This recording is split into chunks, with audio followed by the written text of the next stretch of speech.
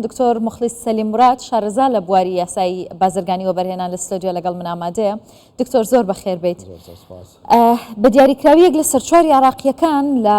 کرێچێتی یاخود لە نیشتەجێبوونی هەڕەمەکیدان ئەکرێت بۆمان ڕوون بکەیتەوە سەرەتا بزانین نیشتەجێبوونی هەڕەمەکی واتای چییە؟ بەڵێ نیشتەجێبوونی هەڕەمەکی ئەوەیە کەوا پلانێکی تۆکمە و لەبار نەبیتن بۆ دانیشتوانی عێراق چۆن بژین شێوازی، چونکە بۆ خۆتان دەزانن کەش و هەوای عێراق کەش و هەوایەکی گەرمە کەوا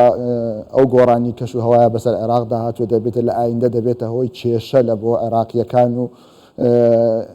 وەکو دەبێتە کۆچکردنی خەڵک لە باشوورەوە لە بۆ باکوور و بەمانایەکی تر دەتوانین بڵێن نەبوونی پلانێکی تۆکمە بۆ ئەوەی هێشتنەوەی خەڵکەکان لە گوند و شار و شارۆچکەکان بۆ ئەوەی کۆچ نەکەن بۆ شارە گەورەکان. دەبینین ئەمڕۆ بە هەڕەمەکی ژمارەیەکی زۆر یەکەی نیشتەجێبوون لە سەنتەری شارەکان دروست دەکرێتن بە شێوازێک کە خزمەت گوزاریەکانی وەکو پێویستی لە بۆ ناگەێنرێت و دەبێتە هۆی ئەوەی کە لە داهاتوودا کێشەیان بۆ دروست بێتن و چۆڵکردنی گوندەکان واتە نەبوونی کشت و کاڵ نەبوونی کەرستەی خاوی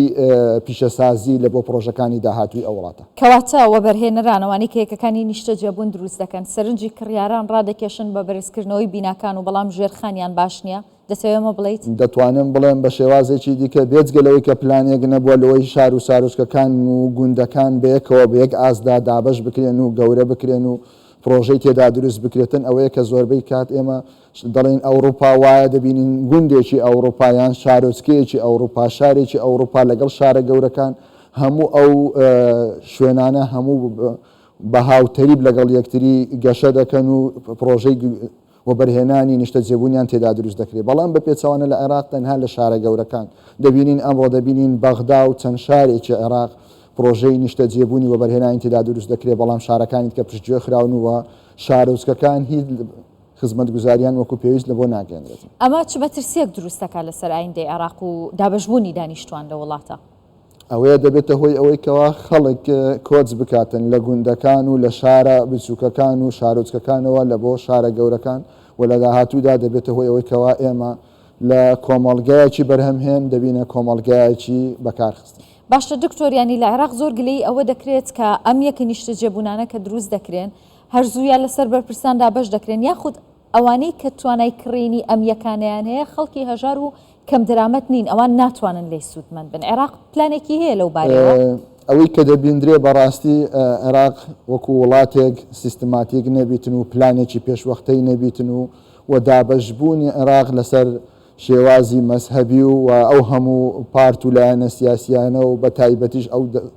لایەنە دەست ڕۆیشتوانەی ناو عێراق بوونەتە هۆی ئەوەی کەوا دابەشکردنی و پرۆژەکانی وەبەرهێنان وەکو کێکێکە لە نێوان خۆیاندان دابش دەکەن و بۆ دەوڵەمەندکردنی خۆیان و بۆ بەدەست بەسەرداگرتنی دەسەڵات لە داهاتوودا وەکو شێوازێک لە شێوازەکان کەوا بتوانن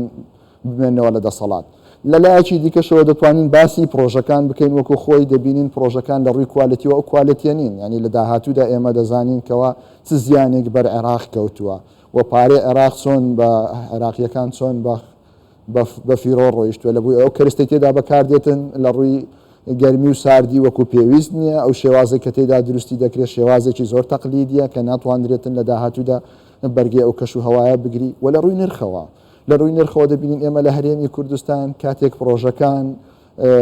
سندوقی نیشتەجێبوون هەبوو یارمەتی ئەو خەڵکانی دەدا کەم دەرامەتن پرۆژەیان بۆ دروست دەکرا بە جێرێ ئەویان. ئێستاش بۆ کرێچی بۆ خاوەن پێداویستی تایبەت بە بەردەوامی ئەم پرۆژانە دروست بەڵام لە عێراقدا لەبەر ئەوەی کەوا وەکو دەڵە پێشتر مبادرەیەک هەبوو پێیان دەگوت ینی پێشکەشکردنی خزمە خەرزی نیشتەجێبوون بەڵام ئێستا ئەو شێوازەش نەماوە وەکو پێویست. بەڵام لەگەڵ ئەوەشدا نرخەکان وەبەرهێنەر لۆ خۆی نرخەکان دیاری دەکاتن 2 بەرامبەر بە 3 بەرامبەر بەو نرخی کە تێچووی تێدا هەیە پێی دەفرۆشێتەوە واتە عێراقیەکان خەڵکی عێراق لە پرۆژەکانی وەبەرهێنان زەرمەند دەبن کە لە داهاتوودا دەزانن و لەگەڵ ئەوەشدا ئێمە لە یاسای وەبەرهێنان و لە پرۆژەکانی وەبەرهێنان لە هەرێمی کوردستان نرخ دیاری دەکرێتن تێچووی ئەو پرۆژەی چەندە لەگەڵ ڕێژەیەک لە بۆ پرسیارێک بکەم دکتۆر ئەگەر بەراوردێکمان بۆ عێراق دەوڵەتە و هەرێمی کوردستان هەرێمێکە لە نێو دەوڵەتی عێراقی فیدراڵ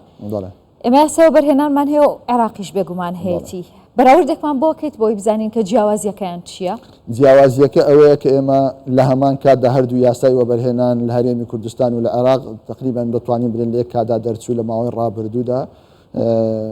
کە زیاتر لە 17 ساڵی بەسەردا ڕۆیشتووە دەتوانم بڵێم ئەو پرۆژە ئاوەدانیانەی کە لە هەرێمی کوردستان لە ژێر سایەی یاسای وەبەرهێنان دەرچووە ئێمە هەمومان شانازی پێوە دەکەین کە هەر دۆستێک و هەر کەسێک سەردانی هەرێمی کوردستان دەکات لە هەر ڕوێکەوە لە هەر وەزارەتێک بێ کە باسی ئاوەدانی هەرێمی کوردستان دەکەن لە ژێر سایەی یاسای وەبەرهێنان بووە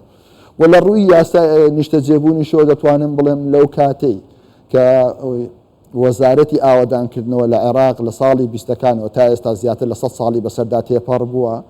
ئەوەی کە وەبەرهێنانی هەرێمی کوردستان کردوێتی لە ڕووی نیشتە جێبوون و ئاوەدانکردنەوەی هەرێمی کوردستان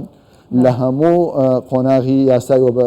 وەزارەتی ئاوەدانکردنەوە نەیتوانیوە لە 100 ساڵی ڕابردوو کە ئێمە لە 17 ساڵ کردومانە بیکاتن و بە هەمان شێوە تا ئێستا وەکو دەڵێ ئەوەی کەوا لە هەرێمی کوردستان کراوە بە بەراورد لەگەڵ خوار و ناوەڕاستی عێراق ڕێژەکە ناتوانێت بەراورد بکرێتن. زۆر سپاس دەکەم دکتۆر مخلیس سەلیم مراد شارەزا لە بواری یاسای بازرگانی وەبەرهێنان زۆر بەخێر بێت. دەست خۆش.